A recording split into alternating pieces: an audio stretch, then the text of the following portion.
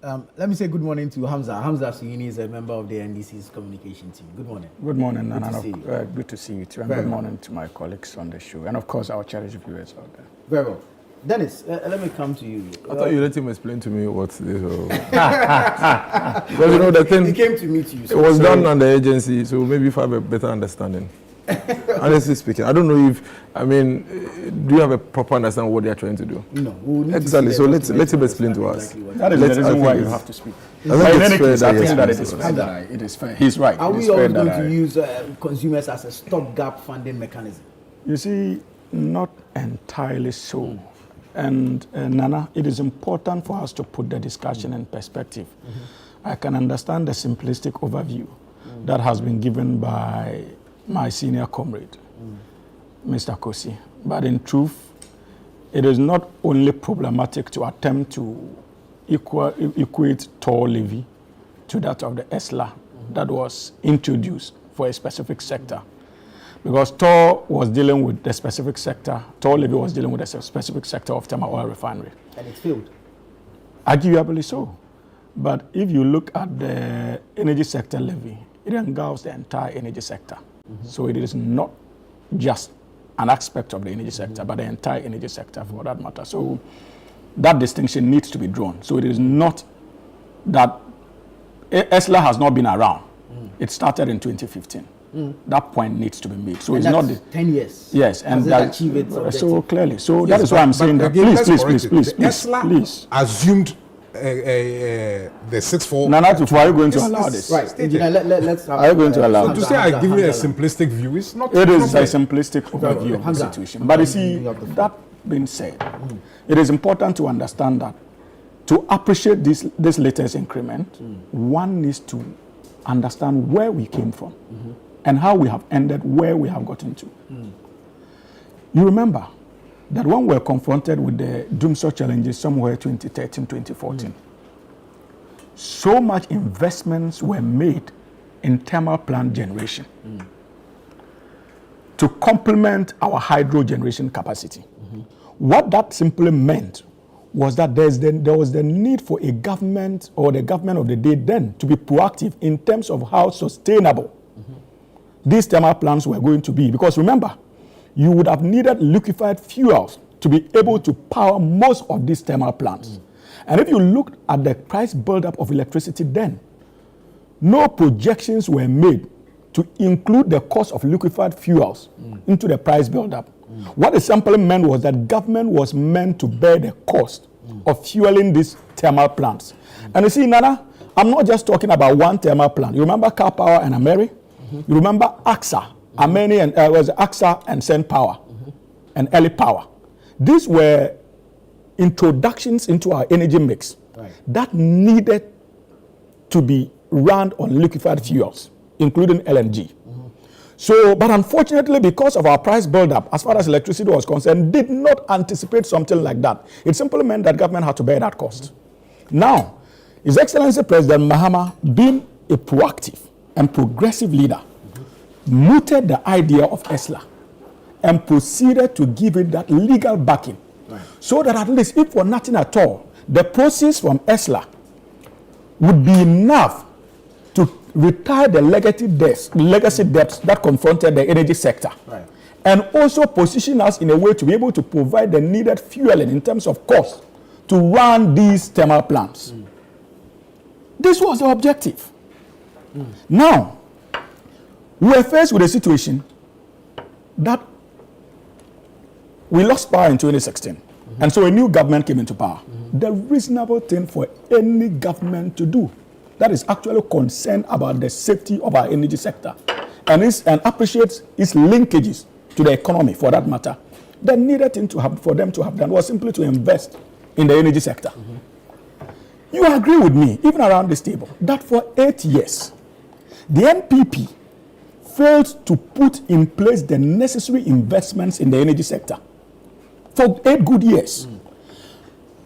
In addition to that, they also succeeded in mismanaging the process of ESLA to a point that it was collateralized for 15 good years.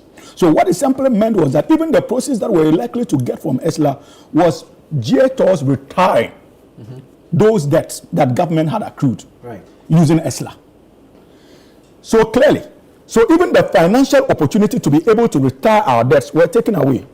But remember, because President Mahama appreciated the cost of fuel, that was why we fast-tracked the processes of that led to the installation and construction of the Atuabo gas processing plant, intended to bring down the cost of these liquefied fuels as far as the powering of our thermal plants were concerned. Another progressive introduction. Unfortunately, for 8 years, we did not have any of this. So they ran on the basis of the investments President Mahama made in his first term. Right. Without no addition to our generation and no novel introduction of financing mechanism to ensure that we're able to retire the legacy debts. It is not surprising that even before the 2024 election, in November, President Mahama had cause to hint, if you remember, that the MPP was simply preparing the grounds to hand over a doomsday-ridden energy sector to him because they had failed to make the necessary investments, and on top of that proceeded to mismanage ESLA and its proceeds. So we knew that upon assumption of office, one of the problems we needed to fix, if indeed we want to actually reform our economy, was simply the energy sector. Right. Nana, that is why if you listen to His Excellency President Mahama in his first State of Nation address, he indicated the dire straits the energy sector found itself and recounted then that we were owing an amount of about 70 billion Ghana cedis. A week or two after that, the National Economic Dialogue Conference that was held in the Accra International Conference Center came out with an updated figure of about 80 billion Ghana cedis left behind for this government to manage. What it meant was that government needed to cough out that amount of money to be able to keep our energy sector moving. Now, what did we do as a responsible government? We knew that we were taking over from a regime that had subjected the good people of this country to so much economic hardships. And so, even though the World Bank and IMF, they were proposing 50% jump in electricity tariffs, the government said no. We would not be able to subject the ordinary Ghanaian to such unreasonable hikes. And so it is our responsibility to find ways of ameliorating the hardship if at all we are likely to introduce any form of measure in terms of taxes in that sector. And so we zoom straight into action. The question is, Give us the 14%. wait, no. The question is, what did we do?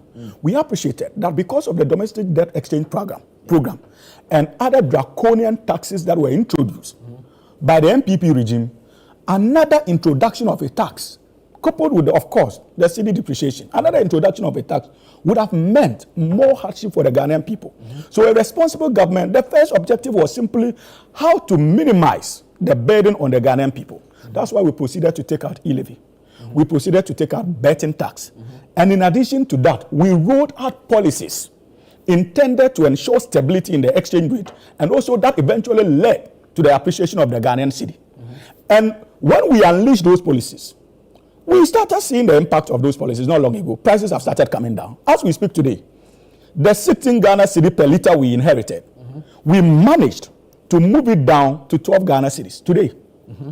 So we have positioned the country in such a way that we are now financially sound to be able to confront the challenges that we've always known about in the energy sector that we're inheriting from the NPP. So if today, because of our management of the economy, to ensure that we ease the burden on the Ghanaian people, we are demanding a 1 Ghana cedi increase. That brings the price of liter of petroleum from 12 to 13, still less than the 16 Ghana cedis we inherited, and managed to bring down to 12 cedis, so that we would be able to retire some of the debts that have been left for us.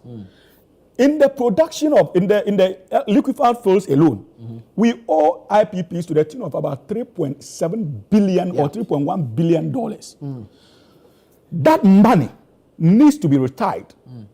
On top of that, there's projection that Should every that be year. the burden of the consumer? No. No, but that is what I've just explained. If consumers were paying 16 Ghana cedis per litre, and because we were sensitive to the Ghanaian people, we thought that there was a need for us to give them some relief and manage better. That's why the but Ghanaians that is voted better. for 13 Ghana cedis and 16 Ghana cedis, which is better? Between the two, 13 is better. Absolutely. So, but that's the point I'm making. You see, and it is even simplistic to look at it from that perspective. I've just given you a recount of how we have even removed some taxes, e-levy, COVID, sanitation levy, and the likes, emissions levy rather, and the likes. So that tells you the kind of freedom we created. And because of the management of the city as well, now our city is doing well against major currencies. What is simply meant is that it is beginning to reflect in the low prices of goods and services. Lesser burden on the ordinary Ghanaian. So we have now been created or given the opportunity to now pass through. We are simply calling the Ghanaian people to at least make available 1 Ghana cedis per litre. And the effect of that will not be felt because, like, obviously, 16 and 13 Ghana, which is better. So there's the need for us to have this perspective. We never said that we're not going to introduce taxes where those taxes needed to be introduced. We only made a promise that we're going to take away nuisance taxes that they introduced. And we are committed to that promise. And let me make this point. What timing is unfair? This approach of always taxing the consumer. No, you see, that is, but you see, the point is that every nation runs on the basis of taxation. Granted. But what you need to know is the quantum of taxes. These guys were experts in churning out taxes, in borrowing under questionable circumstances. And you see, we are not like them. Let me add this point. You remember, one of the challenges that confronted the energy sector that was engineered by their incompetence, and I'm happy that my brother is here because, in fact, his boss, Dr. Mahmoud Bawumia, championed the process. You remember the PDS? The cost implications of PDS alone and the corrupt, reckless, and incompetent nature that they handled it led to about $2.1 billion lost to the state. Money that could have come in to cushion the energy sector. So these are some of the incompetent legacies that we have had to confront with. But like I indicated, as a social democratic party and as a president that is sensitive to the plight of the Ghanaian people, we knew that from January, February, March, April, and May were not opportune time to be introducing taxes to more or less contain the challenges in the energy sector. We knew that that was an opportunity for us to begin to work to lessen the burden on the Ghanaian people. And we went straight to work. Today, my senior comrade would agree that prices of fuels have come down. Today, he would agree that when we said that we're going to remove betting tax, we did. Today, he would agree that there's no more emissions levy. Today, he would agree that our city is performing better and it is having a reflection on our economy.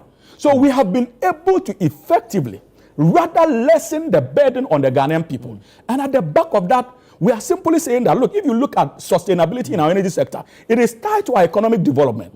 And the only way for us to have our economic fundamentals right and ensure that it is sustained, we must all agree as a nation as to how to finance this huge bill that the MPP left for us in excess of $3 billion. It was not John Dramani Mahama who left that bill. And if they had better managed ESLA, I am sure that we wouldn't have been here. We're all talking revenue mobilization. No one is talking fiscal discipline. No one is talking... No, but you see, then again, you cannot fault this government when it comes to fiscal discipline. We have demonstrated same. Today, this year alone, we are spending at least less than 2 or 3 billion than they spent in 2020 and 2019. 2024 and 2023. Again, this is a government that has so far demonstrated its commitment to running a lean regime. So we have less than 60 ministers in place now. Operational efficiency. But again, what is your understanding of fiscal discipline? I'm just telling you that the fiscal disciplinary measures that the government has introduced. And the finance minister. Efficiency to address this problem instead of taxing. It's like... No, you see, then you are missing the point. You are apart from the inefficiencies. The revenue mobilization. No. It's one of the ways. And that is why I have told you that government is already engaged. For instance, unlike they did with ECG, running it down. Today, look at the ECG budget. It has been brought down. If you look at many of the sectors, government has decided to be austere in terms of its expenditure. You are in the media and you follow some of these discussions. We are austere. Unlike them, we are not spending recklessly. And that is why I'm giving you examples of how this government has demonstrated prudence to fiscal measures. Very well. So until we agree that we are at a stage and we are dealing with a government that understands where we are and where we need to go, and appreciate that most of the fiscal intervention measures that are driven are austere in nature. And so we are not even being reckless in our expenditure.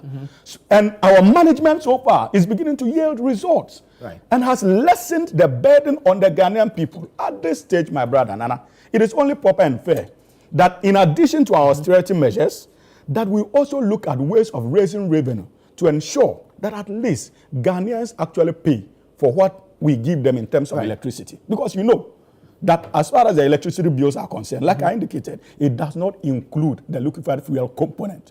And in one way or the other in the future, we would have to pay for it. And if care is not taken and we fail to pay for it, we'll further run down institutions like ECG. Thank you, Hamza.